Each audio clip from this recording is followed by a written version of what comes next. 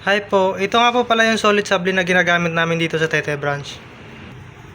Last week po, ginamit po ito ng 6 na araw na may total of 190 meters na naran.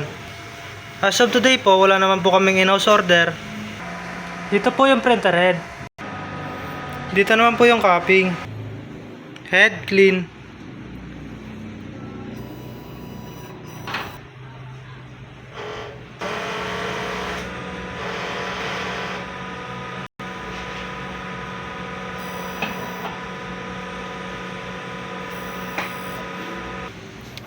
Nozzle test.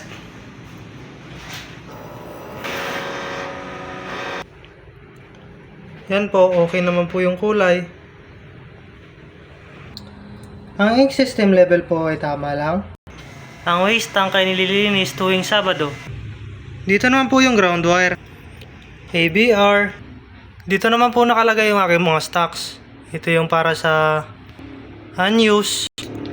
Dito naman po yung para sa in-use. Dito naman po yung aking workload. Yan po, updated naman po. Consumable monitoring. Ito yung para sa cyan, magenta, yellow, black, at sable paper. At dito naman po yung aking daily checklist. Yan po, updated naman po. Yan lang po, marami pong salamat.